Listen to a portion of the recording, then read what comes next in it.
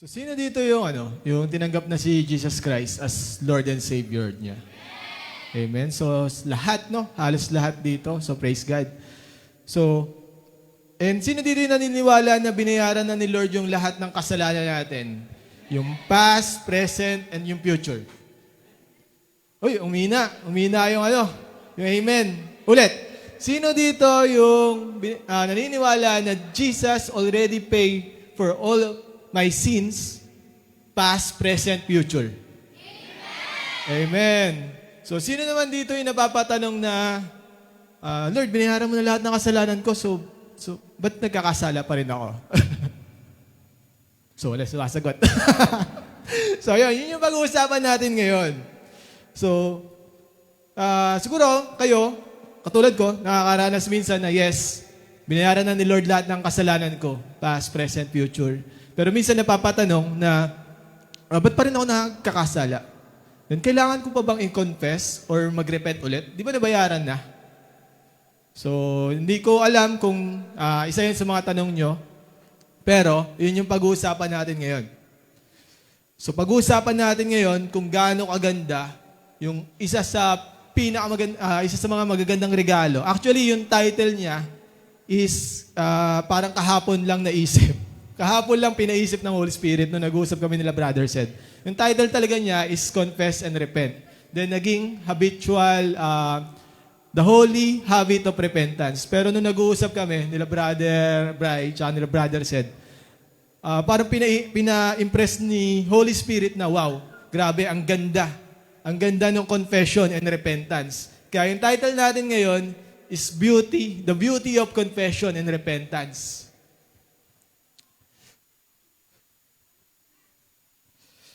So, we will discover that the confession and repentance are among God's greatest gift to His children, to His people. So, the beauty of confession and repentance. So, yung mga hindi pa nakakatanggap, sabi nyo, lahat kayo nakatanggap na kay Jesus Christ. Yung hindi pa nakakatanggap, hindi pa nila tinatanggap si Kristo bilang kanilang Diyos na pagligtas, yung repentance is a doorway to salvation. So, mamaya pag-uusapan natin bakit. Then for the believer, repentance is a pathway to restored fellowship with God. So, pag-uusapan din natin mamaya kung bakit. So, sabi dito, pwede ba maibasa yung ating team verse? Ay, masyado maliit. But alam ko, sa ulado natin lahat. If we confess our sins, He is faithful and just to forgive us and cleanse us from all our unrighteousness. 1 John 1:9. So, ano ba yung repentance? So, the Greek word for repentance used in the New Testament is metanoia. So, masyadong technical, no? So, sino dito yung mga nag-ML dyan? Alam yung meta. Di ba? Ang daming tumawa. So, meta means beyond, after, or change. So, pagbabago. Noia means mind, or thought, or perception or perspective, kaisipan. So pagsamahin natin, metanoia. Meta, change. Noia, mind. Anong kinalabasan? Correct. Change of mind. So when we believe in Jesus, we are justified, declared righteous, forgiven completely, adopted in God's family. So when we repent, then tinanggap natin si Lord Jesus Christ as our Savior, katulad ng sinabi nyo kanina, we are justified.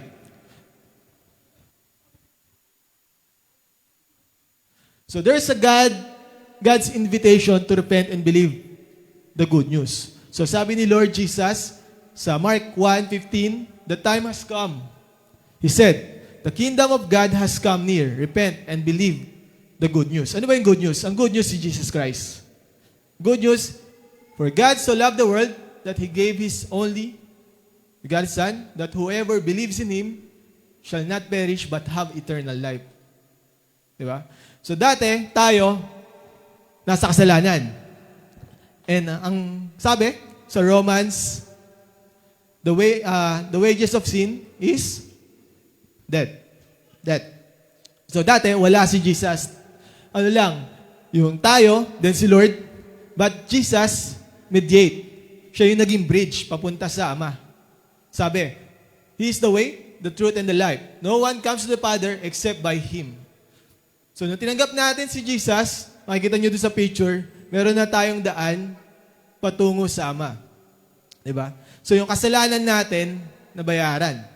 So, the greatest problem ng human natin, ng mga tao, hindi yung pera, hindi yung poverty, hindi yung kahirapan, hindi yung sakit, hindi yung failure, hindi yung pagiging broken-hearted sa mga crush natin, mga youth, di ba? Hindi yung failed grades. Yes, problema siya. Pero ang pinaka-problema natin, kasalanan. Di ba? Dahil nalayo tayo nito sa Panginoon. Pero, may good news. And yun nga yun.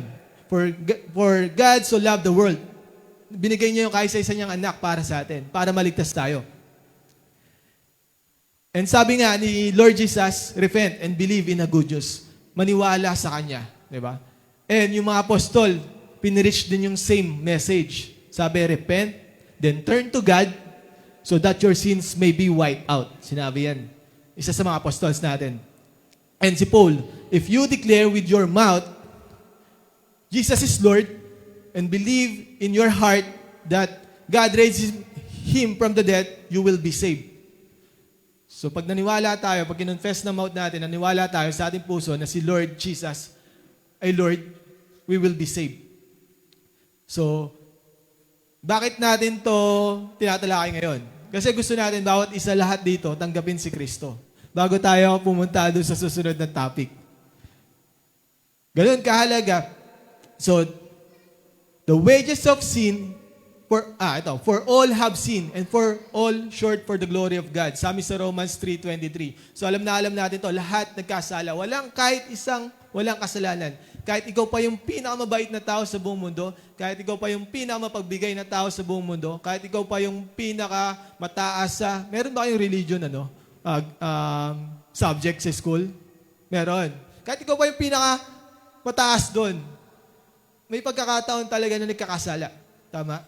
And sinabi sa Bible, the wages of sin is death. Ang kabayaran ng kasalanan is kamatayan. So, paano yan? Lahat tayo mamatay?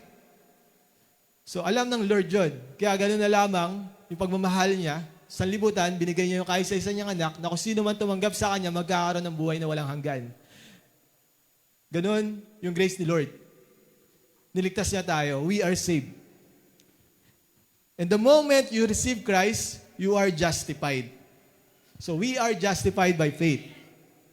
Since we have justified by faith, we have peace with God through our Lord Jesus Christ. Sabi sa Romans 5:1. So ano ba yung justified? Ano ba yung justification? Yung justification, parang ganito yan eh. Parang nasa courtroom ka. Yung courtroom is yung korte. So nanonood ng mga impeachment dyan. So yung sa korte, for example, si AC, di ba? Ang daming kasalanan ni AC. Sabihin ng korte, tak, tak, tak. AC, hinahatulan kita ng kamatayan. Dahil sa, ano yung mga kasalanan mo? Ganto. Ang dami mong kasalanan. Kahit maliit na kasalanan, kahit pagsisinungaling, pangungupit, ano pa? Pagrebelde, lahat yan kasalanan. Lahat yan nakabayaran kamatayan. Malaki, maliit na kasalanan. So, hinahatulan kita ng kamatayan, sabi ng judge. Then si Jesus Christ dumating, binayaran lahat ng kasalanan mo. And you are, sinabi niya, you are not guilty. You are righteous. So justification is God's declaration that we are righteous. You are righteous in Christ. So it is in contrast to being condemned. Yung condemn, ano sa Tagalog yung condemn? Yung condemn yung parang hinatulan. Ayun, tama. Salamat po, Pastor. Hinatulan. Minsan, we feel condemned pag nakagawa tayo ng kasalanan nung wala pa tayo kay Kristo. Pero na kay Kristo na tayo, conviction. Why? Pag-aaralan natin mamaya. Alamin natin mamaya. So, nung tinanggap natin si Kristo, hindi na tayo hinatulan. Sabi ni Paul, there is now no condemnation for those who are in Christ Jesus. Kaya na-conclude ni Paul yun. Kasi nga, nung tinanggap natin si Kristo, tapos na, tetelestai, yung finished work of Christ sa cross, binayaran na lahat ng kasalanan natin. So kaya naman, kung sino pa yung dito na hindi pa tinatanggap si Kristo, hindi pa naniniwala kay Kristo, God is inviting you to believe in Him, to repent, to confess your sin, believe in Him. Hindi tayo tinawag para lumayo sa Kanya. Tinawag tayo para lumapit sa Kanya. Lumayo sa kasalanan, lumapit sa Kanya. So if you have never trusted Christ, God's invitation is clear. Repent, believe in Jesus Christ, receive His free gift of salvation. Diba? Yung mga pamilya natin, yung mga kaibigan natin, let's share to them yung free gift of salvation. Na pinatawad na sila sa kasalanan nila, and nandun si Lord Jesus para i-save sila. And we are justified. So ngayon, we are justified. Binayaran na ni Lord yung kasalanan ko. Binayaran na ni Lord yung kasalanan ni AC. Malaki, maliit.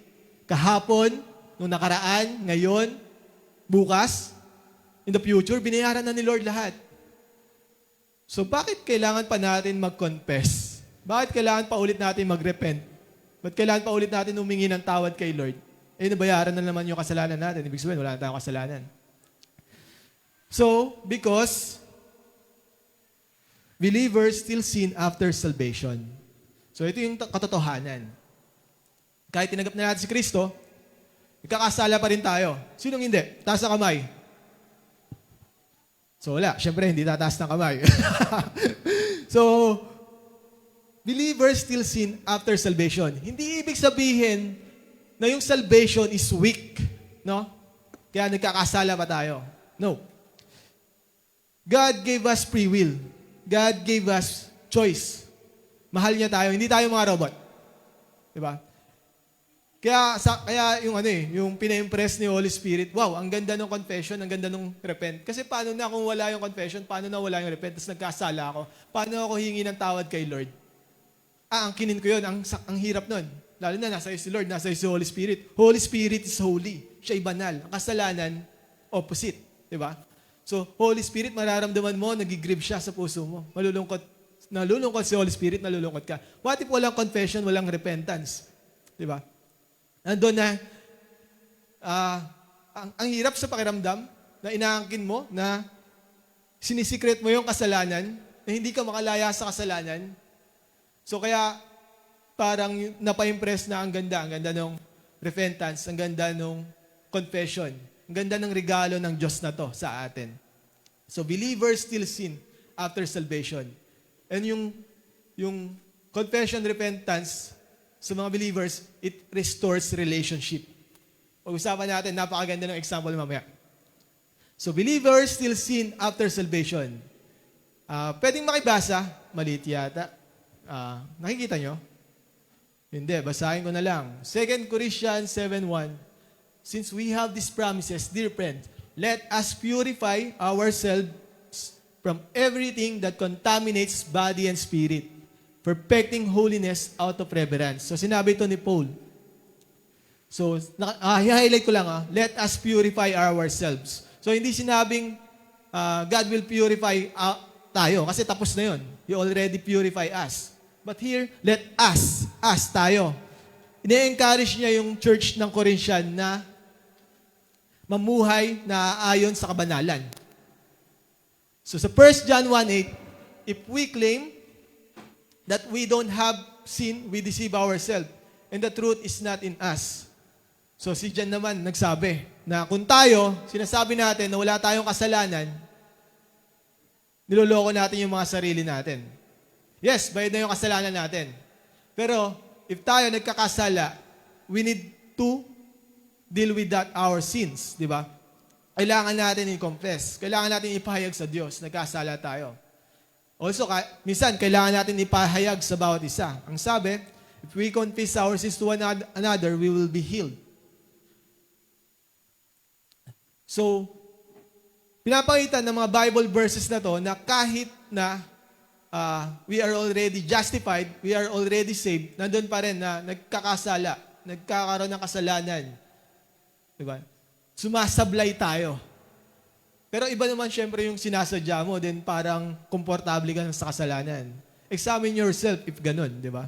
Pero once you receive Christ, you receive the Holy Spirit, iba na. Nandun yung conviction. And minsan, di natin gusto, nagkakasala tayo. Isa pa. So si Paul, si Peter, then next is Jesus. Doon sa Revelation 1:3, Jesus rebuked 5 churches. So yung Sardis, yung church na Sardis, he rebuked for having reputation of being alive but being dead. So buhay pero patay. So hindi ginagawa yung sinasabi ng Panginoon. Ephesus, rebuked for leaving their first love. So sino dito yung may first love? O, ang dami nakangiti. So, ang first love na tinutukoy dito, si Jesus Christ. So dati mahal na mahal nila, pero biglang, di ba? So, Pergamum, he rebuked for tolerating false teaching, yung mga maling katuruan. So, Shatira, he rebuked for allowing Jezebel. Si Jezebel, yung false prophet na naglilid sa congregation for sexual immorality and idolatry. Laodicea, rebuked for being lukewarm. So, ano ba yung lukewarm? Maligamgam. So, even Jesus rebuked yung churches. And, kumbaga, may kasalanan, di ba? Nagkasala. So, next is why, because believers still need to confess and repent of these ongoing sins. When we are saved, our old self or nature with its slavery to sins is wala na. Sabi nga sa Bible, the old has gone, the new has come. Baga, iba ka na. Bagong buhay ka na. Sabi mo sa kapatid mo, bagong buhay ka na. Bagong laya ka na. Parang ano lang, di ba? So, bakit ko sinabing laya? Kasi dati, nung wala pa tayo, nung di pa natin tinatanggap si Jesus, slave tayo ng kasalanan. Di ba? Pero nung tinanggap na natin si Jesus, pinalaya tayo doon. Ano ba yung slave? Slave is alipin. Di ba? Pinag-aralan natin sa school, may alipin sa gigilid, may alipin sa harapan. So, alipin. Ano ba yung ginagawa ng alipin? Di ba sunod-sunuran sa amo? Kung alipin ka ng kasalanan, sunod-sunuran ka sa kasalanan. Ginugusto mo yung kasalanan. Nag-e-enjoy ka sa kasalanan. Nag-e-enjoy ka sa mga bagay na makamundo, na kasalanan. Kung dati, okay lang sa'yo magnakaw, ine-enjoy mo yun. Nakakalungkot nga yung may mga balita na yung sa riders, di ba, na binaril na siya, tapos tinawagan niya pa yung misis, yung pamilya nung riders, then kinikilan pa, pati yung mga ibang So ganun kagrabe na nag-e-enjoy sa kasalanan na parang napatay mo na, tapos pati yung pamilya gusto mo pang idamay. So ganun. So slave of sin. So ang daming tao, ang dami nating kailangan maabot na slave of sin. Ang dami nating kailangan ma-share yung word of God, yung good news. Diba? Para makalaya din sila. So yung slave of sin, dati nandun tayo. Nasa alipin tayo ng kasalanan. Pero dahil kay Lord, we are justified. Inalis niya tayo doon. We are adopted as children of God. And sabi nga nung turo ni Pastor, yung pagiging adopted, mas pa siya mas grabe pa siya kaysa doon sa totoong anak Pagdating nung nung time nila. So ganun, we are adopted child of God. And we are also friend of God. We are God's family. Sabi sa Galatians 2:20, I have been crucified with Christ. It's no longer who am I who live, but Christ lives in me. And life which is now live in the flesh, I live by faith in the Son of God who loved me and gave Himself for me. So we are no longer slave of sin. Being saved give us the power to fight sin. So ngayon, hindi na tayo alipin ng kasalanan, di ba? Kaya na natin siyang labanan. Di ba? Kaya na natin tumakbo sa tukso. Sabi nga, flee from temptation. Kaya na natin labanan yung kasalanan because we have Jesus Christ in us. Di ba? Si Jesus Christ, natalo niya yung kasalanan Di ba? At talo niya yung mga tukso. Tinukso siya 3 beses. Binayaran niya lahat ng kasalanan natin. Hindi na tayo alipin ng kasalanan. Niligtas tayo ng Panginoon. So sabihin mo, ngayon kapatid, kung ikaw ay nasa kasalanan ngayon, tingnan mo lang yung cross. Tingnan mo lang yung ginawa ni Jesus. Yung sinasabi sa'yo ng kalaban, hindi totoo yun. Yung kasalanan na nandun ka ngayon, hindi ikaw yun. You are not slave of that. Pinalaya ka na ng Panginoon. Niligtas ka na ng Panginoon. Diba?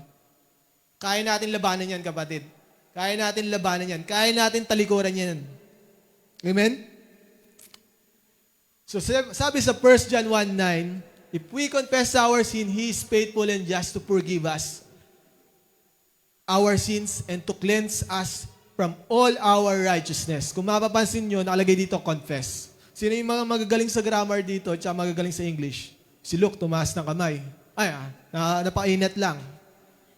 So, confess. So, present tense, no? Hindi siya yung tapos na.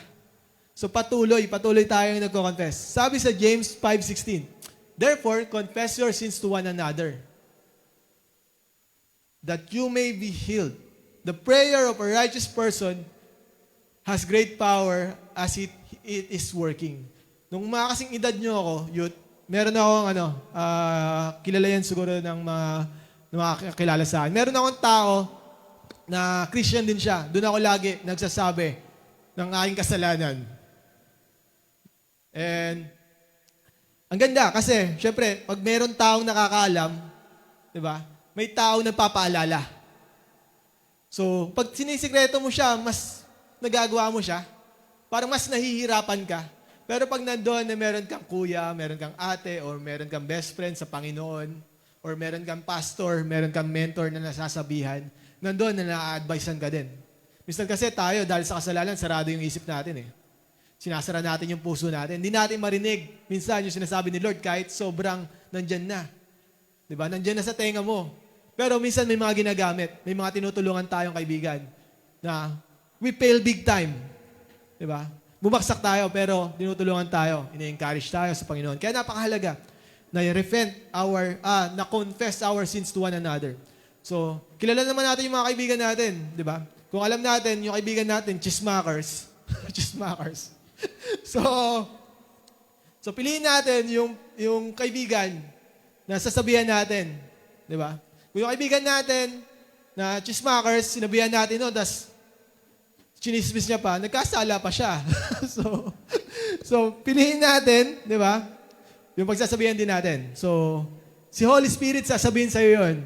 Tutulungan ka because the Holy Spirit is our helper. So sabi dito sa Revelations 2:5, remember therefore, from where you have fallen, kung saan ka bumaksak, kung saan ka nagkasala, repent and do the works you did at first. Kung ano yung ginawa mo nung tinanggap mo si Kristo, balikan mo. If not, I will come to you and remove your lampstand from its place unless you repent. So ngayon, kapatid, kung ikaw nasa kasalanan, tayo nasa kasalanan, balikan lang natin yung time na tinanggap natin si Kristo. Yung time na binayaran niya lahat ng kasalanan natin. Repent, confess. So ngayon, alam na natin kung na tayo pala, yung katotohanan talaga, tayo pala kahit we already saved, we are already justified, nandoon na minsan pumapalya, minsan sumasablay, minsan nagkakasala. And ang ganda kasi kaya yung sinasabi ni Lord para itama, para maitama, di ba? Para makalis tayo doon. What if hindi yun sinasabi sa atin? Baka nag-enjoy tayo doon. Di ba? So ganun. So, believers still need to confess. Believers still sin after the salvation. Believers still need to confess, repent of these ongoing sins. So ngayon, if we repent, syempre may forgiveness. Amen? Amen. So, sino dito yung mga pinatawad na? Amen. So may two kinds of forgiveness. Ito, tinuturo sa The Way. Kaya lang nawala yung forgive eh. Pasensya nyo na. Different kinds of forgiveness. Judicial and relational. So judicial, ito yung nung tinanggap mo si Kristo, you are declared innocent. One time, big time. standing mo kay God, secured. Diba? Ito yung salvation na tanggap na natin. We are forgiven. Lahat ng kasalanan natin, ano nga yung sinabi? Past, present, future, pinatawad na. So, you are forgiven. So ngayon, ano naman yung relational forgiveness? Yung relational forgiveness, ang example nito, pero before ako pumunta dyan, maganda to eh. When you receive salvation from Jesus, you are forgiven in a judicial sense. It is as if you had never sinned. So nung tinanggap mo si Kristo, pinatawad ka na para bang hindi ka nagkasala. So kaya kung tinanggap mo na si Kristo, yung mga dati mo kasalanan, erase na yon. In-erase na yun ni Lord. Huwag kang mag-ano sa sarili mo na, ang sama-sama ako. Pinatawad ka na ni Lord. Kailangan mong, sabi nga, change your mind. Diba? Kailangan mong mag-repent. Huwag mong pa rin enjoyin yung kasalanan. Pinatawad ka na nga eh. Huwag ka pa rin mag-dwell doon. Mag-dwell ka sa presence of God. Mag-dwell ka kay Lord. So the judge, God has declared you innocent. Praise God. You are innocent. Sabi mo sa katabi mo, you are innocent. We are justified, declared righteous, forgiven completely, all sins, adopted into God's family. So ngayon, yun pala yung judicial forgiveness. Ano naman yung relational forgiveness? Yes, ligtas na tayo, pinatawad na tayo, pero bakit kailangan pa rin natin humingi ng tawad? So, ang mararanasan natin yung relational forgiveness. Ano yung magandang example nito? Doon sa The Way, isa sa example niya is yung mag-asawa. Sino dito may asawa? Wala pa kasi mga bata pa. Si brother said. Tsaka ako pala. Andiyan yung misis ko. So, yun. Sige, dahil kami lang yung may asawa, kami na lang yung example ko. So, yun. So, as mag-asawa, nung kinasal kami, si pastor yung nagkasal sa amin, meron kaming tinatawag na marriage contract or marriage certificate. Yun yung judicial forgiveness. Diba? So, nung kinasal kami ni pastor, ng asawa ko, si pastor nagkasal. Nung kinasal kami ng asawa ko, si pastor nagkasal. So, pasensya na, yung Tagalog natin eh. So, kinasal kami ng asawa ko, mag-asawa na kami. Diba? Kumbaga, pero, minsan nagkakatampuhan. And pag nagkakatampuhan, ano nangyayari?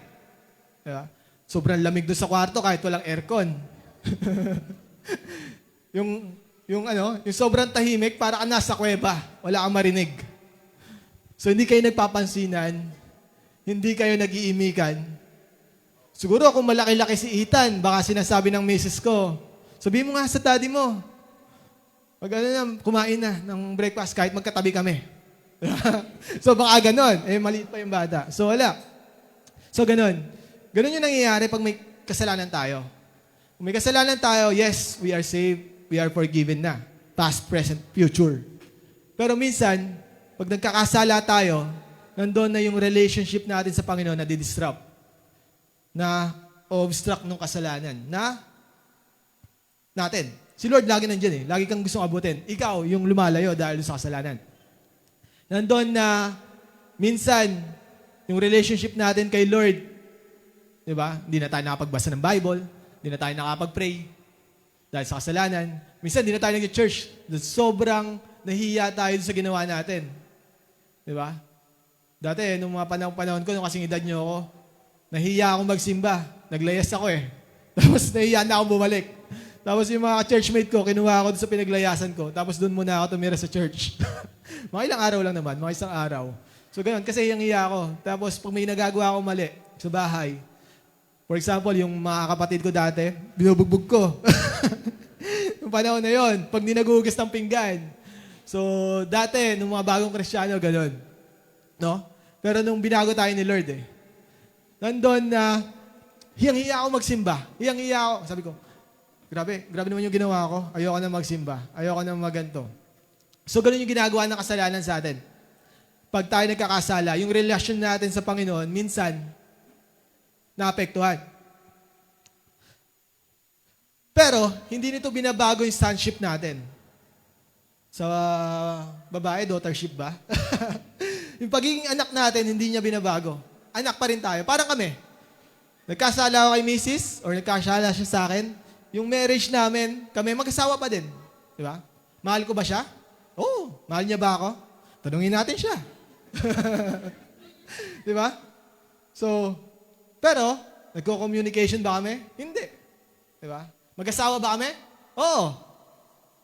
Di ba? Kasi yung Pero, pinapasin niya ba ako? Hindi. Kasi nga, dahil sa kasalanan, anong kailangan? So, kailangan, konting lambing. Di ba? Humingi ka ng tawad. I-treat mo sa sangyup, sal. Ipagluto mo. Pero kay Lord simple lang. You have to go to Him. Bumalik sa Kanya. Confess your sin, repent, di ba? Sabi nga, He is faithful and just to forgive us our sins and cleanse us from all our unrighteousness. Ang kausap niya dito, ang kausap ni Peter dito, nung panahon na yon, is yung mga believers, yung mga tanggap kay Jesus. Kung babasahin niyo yung verses paangat, ini-emphasize din doon yung walking in the darkness and walking in the light. So if you are walking in the light, mahayag syempre yung mga kasalanan natin. Di ba? And nakalagay doon sa verse 8, if we do not, kumbaga, if we claim that we don't have sin, we are deceiving ourselves. So ngayon, kung meron tayong mga sikretong kasalanan, kung meron tayong mga kasalanan na hindi pa nakakonfess sa Panginoon, i-confess natin kay Lord. Kasi we are deceiving ourselves. And si Lord, nandyan na yung relational forgiveness ibibigay niya. Yung relationship natin mare-restore. Nandyan na parang papalakasin ulit tayo. Nandyan na, wow, di ba? Yung parang, yung kasiyahan mo sa puso, yung condemnation, wala na yan eh. Yung kaaway, nilalagay lang yan, kinokondemn tayo. Pero si Lord, there's no condemnation for those who are in Christ. Conviction, nararamdaman mo kapatid. Yung conviction, kinukonvict ka ng Holy Spirit para bumalik sa Kanya. Hindi para mapalayo. That is why believers confess. Not to become children again, not to become saved again, because we are already child of God. We are already saved. But because, kaya tayo nagko-confess, kasi anak niya nga tayo. Diba? Ako, nagko-confess ako sa misis ko ng kasalanan, humingi ako ng tawad, kasi asawa ko din siya. Kasi mahal ko siya. Diba? Wala siya ngayon, hindi niya naririnig.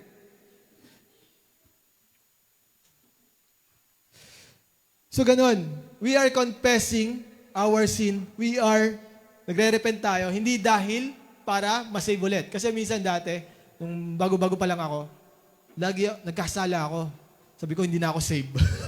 hindi na ako ligtas. Kailangan ko ulit tanggapin si Kristo. Tanggapin. Ngayon, wala namang masama doon. Pero, si Lord, absolute yung ginawa niya sa cross ng Kalbaryo. Yeah, it's already finished. And whoever's believe in Him shall not perish but have eternal life. And we are justified, saved by faith with Him. So, yung mararanasan na lang natin, once na tinanggap natin si Kristo, yung relational forgiveness. Sino dito yung may mga problema sa relasyon? So, hingi kayo ng tawad sa Panginoon. Lapit na tayong matapos. So, parang ayaw lang siyang mag-click. Ayun. Kala ko ayaw ipatapos dun eh. So, ito pa yung isang example. Bukod dun sa marriage, ito pa yung isang example. The bath and the washing of the feet. Na ituro na to ni Pastor. And sa learning group namin. So, sabi nga, makikibasa, kung nababasa nyo.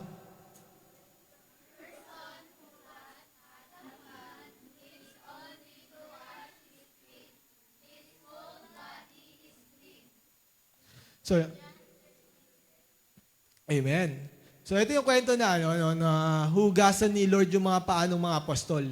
Then si Peter, sabi ni Peter, Lord, paliguan mo na ako. Diba? Hugasan lang ni Lord yung paa, pero sabi ni Peter, paliguan mo na ako. Hindi, ang sabi pala ni Peter, that time, ayaw niya. Ayaw niya. Kasi syempre, si Lord yun maghugas ng paa.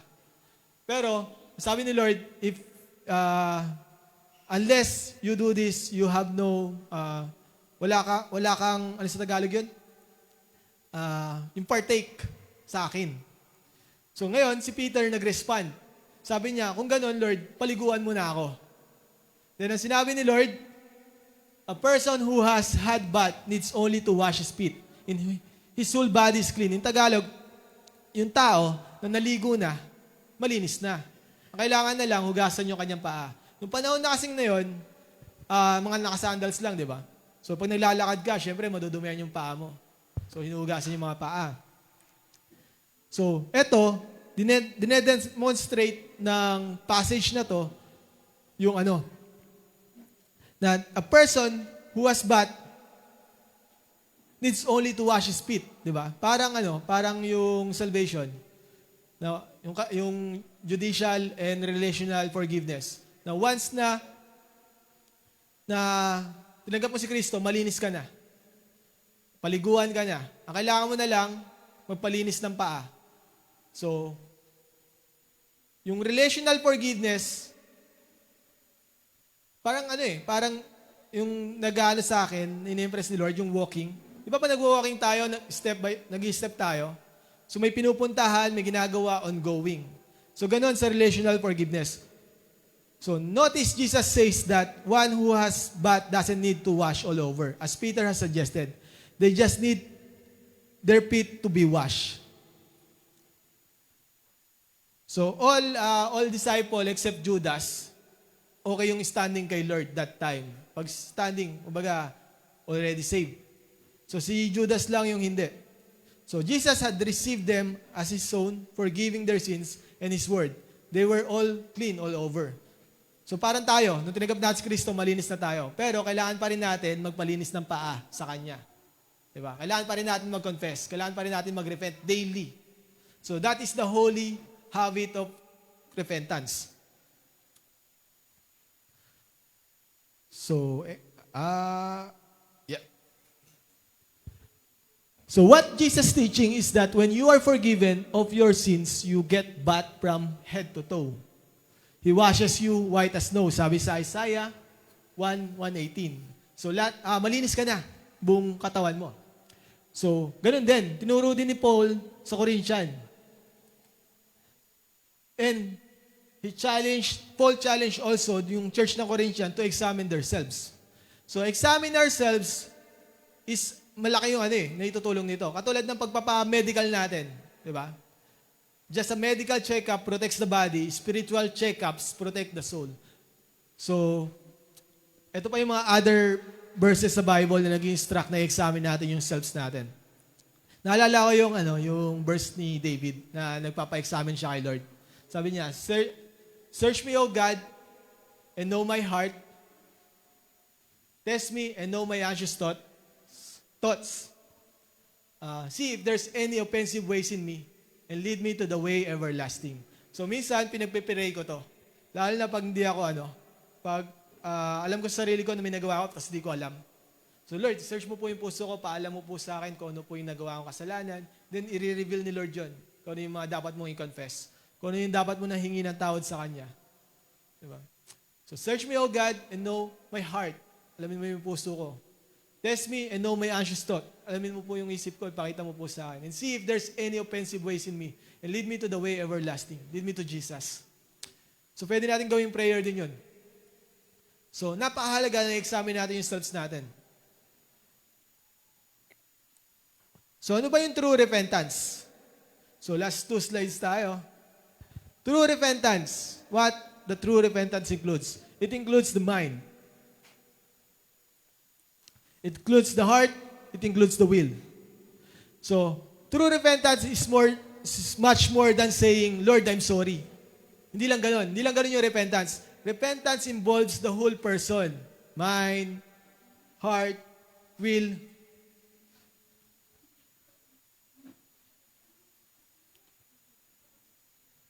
So, repentance is agreeing with your mind. Sabi kanina, change of mind. Diba?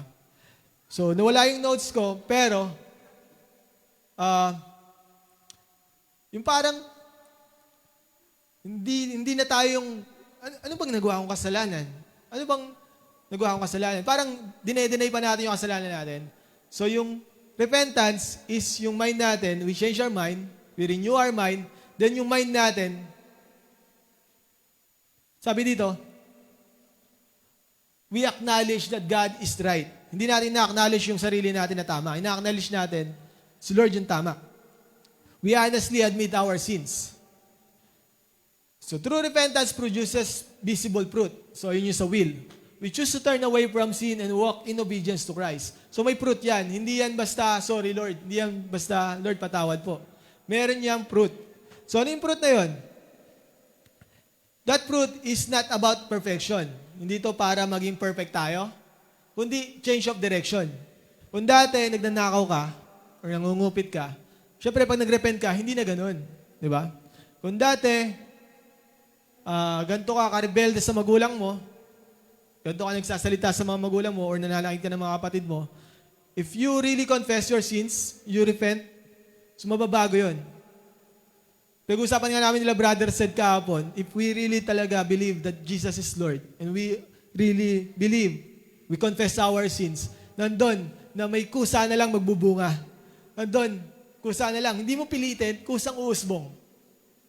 Ganun din, pag nagrepent tayo, we change our direction. Kusa yun. Kung totoong tayo nagrepent. So we experience godly sorrow, yung heart. So pag nagrepent ka, ano ba yun? Nonchalant ka lang? Sabihin mo, nonchalant? Yung wala kang pakiramdam? Minsan, di ba, pag nagre-repent ka, yung puso mo, gusto mo talaga mag-repent eh. Si Holy Spirit, nandyan na, yung godly sorrows. Ano ba yung godly sorrows? Meron kasing worldly sorrows, godly sorrows. Yung worldly sorrows, ganito, nagkasala ako. Ako, nakakaya pa, malaman ni pastor. Ginagawa ko to. Or ni Brother Said. So, nandun na yung selfishness. Nahihiya ka para sa sarili mo. Ano yung godly sorrows? Ang iniisip mo si Holy Spirit.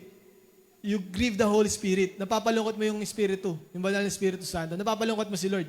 Nandun na, Lord, sorry, nasaktan kita. Sorry, Lord, nagawa ko to. Diba? So, iba siya sa worldly repentance na, sorry, Lord, nagawa ko to. Mapahiya ako, ligtas mo ako. No. Lord, sorry. Nagawa ko to. Lord. Then, change of mind. Talikuran yung kasalanan. So sabi sa Acts 26:20, they should repent and turn to God and demonstrate their repentance by their deeds. So, again, yung true repentance meron sa mind, may change of mind. If you have change of mind, meron kang change of heart, change of direction. So, sunod-sunod na yan. Diba? So last slide,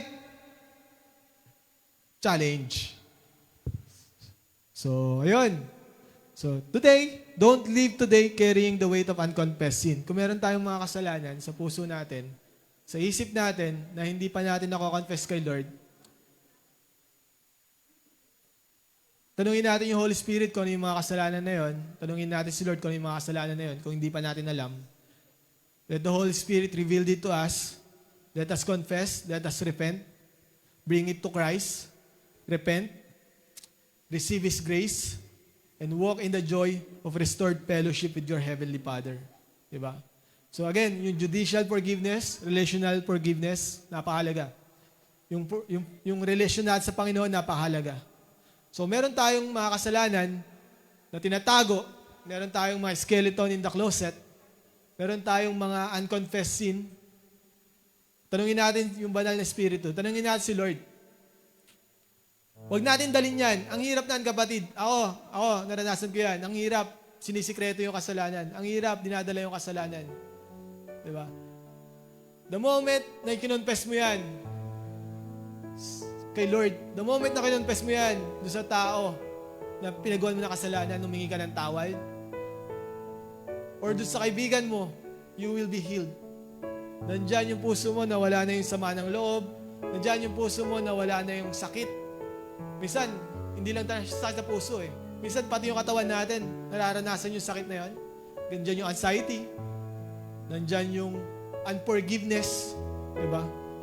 Nandyan yung hatred. So ngayon, kapatid, this is the challenge. If you have unconfessed sins, if hindi mo alam yung sins na yun, ask the Holy Spirit. Again, search me, O God, and know my heart. Test me and know my anxious thoughts. See if there's any offensive ways in me. And lead me to the way everlasting. So kapatid, gusto ni Lord, malaya ka. Gusto ni Lord, hindi ka alipin ng kasalanan. Gusto ni Lord, ligtas ka. Gusto ni Lord, yung magandang buhay sa'yo. Kung gusto ni Lord, abundant life. Gusto ni Lord, yung promise niya sa'yo, na Lord, na magiging college ka, makagraduate ka, magkakaroon ka ng magandang trabaho. Gusto ni Lord, magkakaroon ka ng magandang pamilya. Gusto ni Lord, pinapakita ni Lord, yung ministry mo sa pamilya mo masasave. Diba? So, yung kasalanan, i-repent natin, i-confess natin. Nandyan yung freedom. Nandyan yung kalayaan. Nandyan yung salvation. Nandyan yung restoration ng relasyon mo sa Panginoon. Nandyan yung pagbabago. Yung dati mong buhay, diba? Mag-iiba. Hindi lang physically, hindi lang financially, hindi lang materially, lalong-lalo na yung spiritually. So, ngayon, mag-pray kayo kay Holy Spirit. Mag-pray kayo kay Lord. Confess your sins. Hingi kayo ng tawad. Because the Lord, mahal na mahal kayo. His grace, His mercy,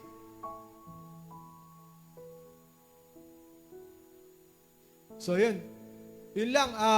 Maraming salamat sa Panginoon, sa Lord, lahat ng papuri.